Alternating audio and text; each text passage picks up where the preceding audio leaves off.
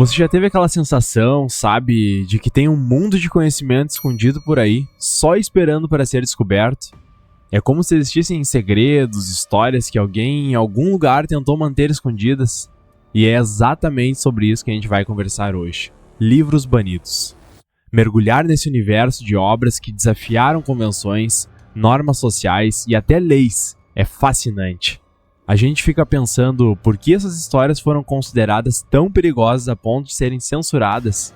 O que será que elas revelam sobre a sociedade da época? Que medos, ansiedades ou tabus elas expõem? E o mais intrigante, será que essa tentativa de silenciá-las só aumentou o fascínio por elas? Tipo, o fruto proibido? Com certeza. É como se o selo do proibido atiçasse a curiosidade, o desejo de desvendar um mistério por trás da censura.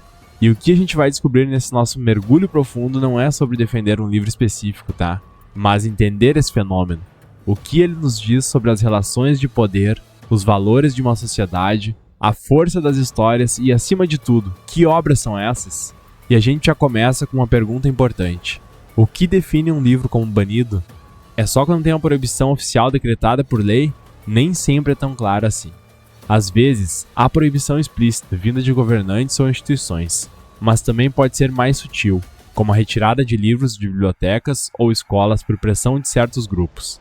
Então a gente pode estar falando de censura, supressão ou até mesmo a tentativa de silenciar certas ideias, e os motivos por trás dessa censura são diversos. Pense em 1984, do George Orwell, uma crítica contundente aos regimes totalitários.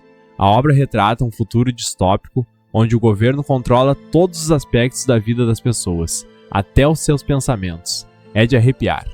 E tem também Ulisses, do James Joyce, considerado obsceno na época, por sua linguagem e temas considerados tabus. Ulisses quebrou as convenções literárias, chocando os mais conservadores. E esses são apenas dois exemplos de como a censura muitas vezes reflete os medos e as inseguranças de uma sociedade. Obras que desafiam as normas, expõem as contradições, nos forçam a questionar valores pré-estabelecidos, podem ser vistas como ameaçadoras, né? Principalmente por aqueles que se agarram ao status quo. É como se o livro virasse um espelho, mostrando uma realidade que alguns preferem não enxergar. E O Apanhador do Campo de Centeio, do Salinger, também entra nessa lista. A obra foi banida de várias escolas por retratar a angústia e a rebeldia adolescente de forma crua, e para alguns inadequada, né?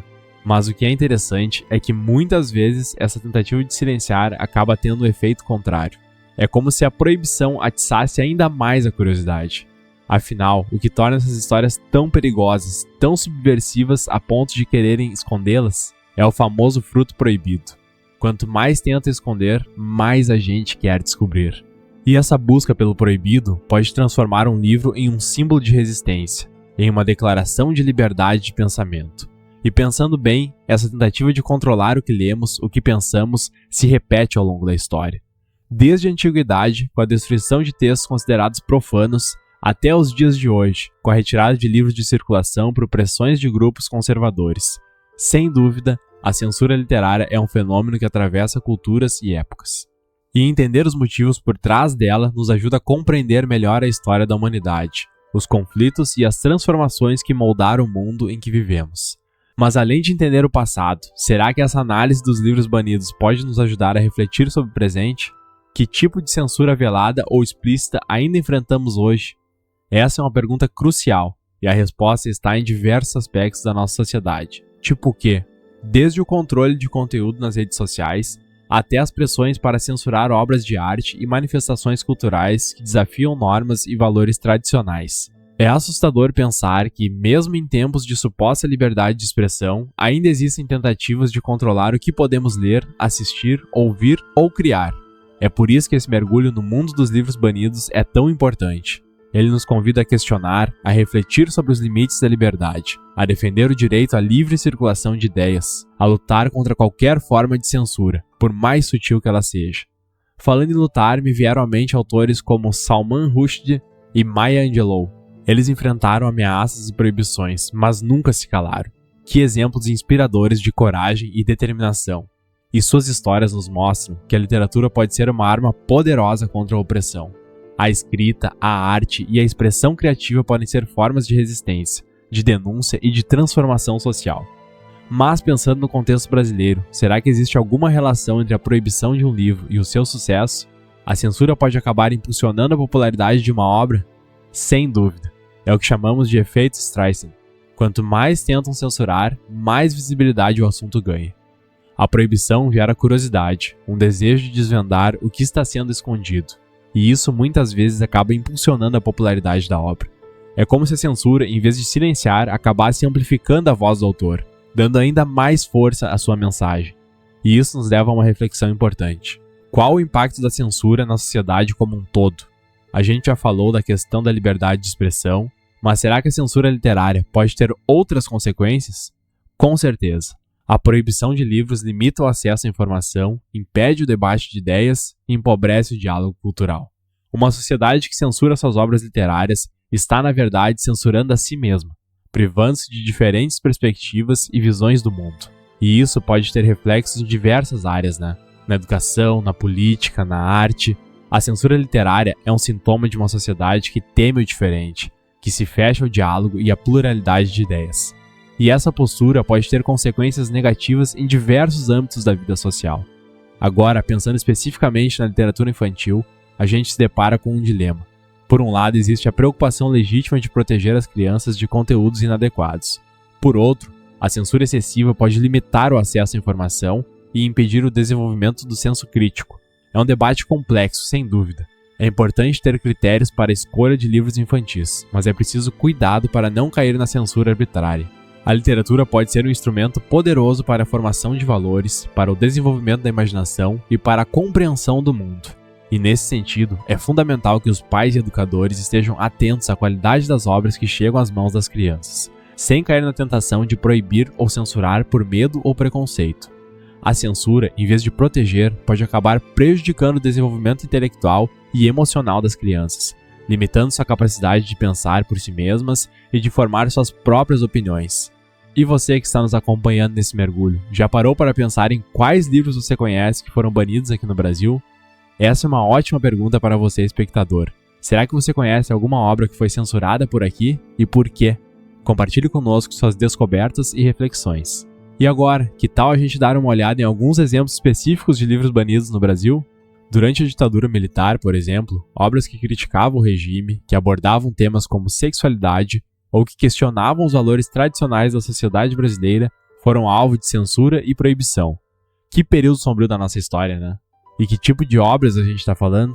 Obras de autores como Carlos Drummond de Andrade, Clarice Lispector, Jorge Amado, Rubem Fonseca, entre outros, foram censuradas ou tiveram sua circulação restrita. As motivações variavam, mas geralmente envolviam acusações de subversão, imoralidade ou ofensa aos bons costumes. Ou seja, mais uma vez a censura se manifestou como uma forma de controle social, de silenciamento de vozes dissonantes e de imposição de uma visão única e hegemônica do mundo. Infelizmente é isso mesmo, é impressionante, né? Como a censura em qualquer época ou lugar se manifesta como um reflexo dos medos e das inseguranças de uma sociedade. E essa tentativa de controle, de silenciamento, pode ter consequências profundas, né? Não apenas para a literatura, mas para o desenvolvimento cultural e intelectual de uma nação. E pensando nesse impacto, será que a gente ainda enfrenta resquícios dessa censura no Brasil atualmente? Ela ainda se apresenta de alguma forma? Olha, é uma questão complexa. A censura explícita, como a que vimos durante a ditadura, felizmente não existe mais, ainda bem.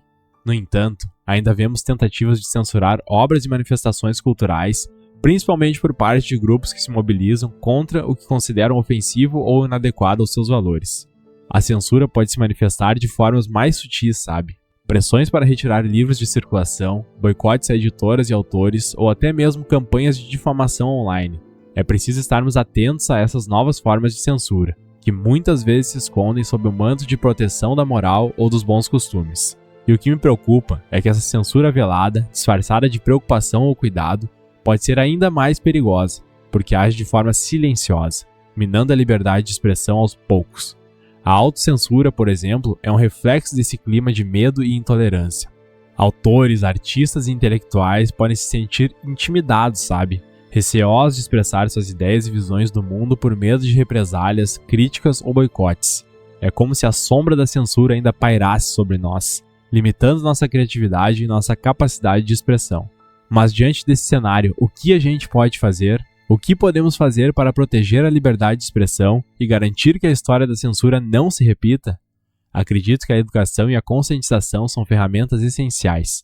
Precisamos promover o debate sobre a importância da liberdade de expressão, sobre o papel da arte e da literatura na construção de uma sociedade mais justa e democrática. E principalmente precisamos estimular o pensamento crítico, a capacidade de questionar, de analisar diferentes perspectivas e de formar nossas próprias opiniões. E falando em diferentes perspectivas, será que a internet tem um papel importante nesse debate? Tipo, por um lado a internet democratizou o acesso à informação, mas por outro também abriu espaço para novas formas de censura e controle de conteúdo, né? Sem dúvida, a internet é um campo de batalha nesse sentido. Ela pode ser uma ferramenta poderosa para disseminar ideias e promover a liberdade de expressão, mas também pode ser usada para propagar o ódio, a intolerância e a desinformação. E o controle de conteúdo pelas grandes plataformas digitais é uma questão que precisa ser debatida com seriedade e profundidade, buscando um equilíbrio entre a liberdade de expressão e a responsabilidade social. Encontrar esse equilíbrio é um desafio enorme, mas acredito que a gente não pode abrir mão da luta por uma internet livre e democrática, um espaço onde a diversidade de ideias e opiniões seja respeitada e valorizada. E voltando à questão dos livros banidos, acho que podemos aprender muito com a história da censura, com a forma como autores, editores e leitores se uniram para defender a liberdade de expressão e o direito à leitura. E os livros são armas poderosas. Eles nos transportam para outros mundos, nos apresentam novas realidades, nos fazem questionar o status quo e imaginar um futuro diferente. É por isso que precisamos continuar lendo, debatendo, questionando e principalmente defendendo o direito de todos à liberdade de expressão. E você, ouvinte, que tal se juntar a essa luta? Que tal se aventurar no mundo dos livros banidos, descobrir histórias que tentaram ser silenciadas e refletir sobre o poder da palavra escrita? Afinal, conhecer a história da censura é uma forma de garantir que ela não se repita. E ler livros que desafiam convenções, que nos tiram da zona de conforto, é um ato de liberdade, de resistência e de empoderamento. Então mergulhe nesse universo, explore obras que foram consideradas perigosas, subversivas ou imorais em sua época. Você pode se surpreender com a força dessas histórias e com o que elas podem nos ensinar sobre o mundo e sobre nós mesmos. Quem sabe você não descobre que o livro que alguém tentou esconder é justamente aquele que você precisava ler para ampliar seus horizontes e fortalecer sua voz? Para te ajudar, vamos deixar uma lista de livros que por algum motivo foram proibidos durante a história. Se você quiser desvendar esses enredos, acesse a descrição deste conteúdo ou o primeiro comentário fixado. E sabe, enquanto a gente conversava sobre autores corajosos, me veio à mente uma pergunta, sabe? Será que existe uma linha tênue entre a censura imposta de fora e aquela que nós mesmos nos impomos? Aquele medo de expressar uma ideia, de abordar um tema por receio da reação do público, da crítica, do julgamento. Às vezes a gente se preocupa tanto em não ofender, em agradar a todos, que acaba se silenciando, engavetando ideias e histórias que, sei lá, poderiam ser incríveis. E esse é um ponto crucial, porque a autocensura pode ser tão prejudicial quanto a censura externa. Ela limita a criatividade, impede o debate de ideias e, no fundo, nos afasta da nossa própria autenticidade. É como se a gente construísse uma prisão mental, com grades feitas de medo e insegurança. E, no fim das contas, quem perde somos nós mesmos, e a sociedade como um todo. A liberdade de expressão é um direito fundamental, mas também é uma conquista diária. Uma luta constante contra as forças que tentam nos silenciar, tanto externas quanto internas.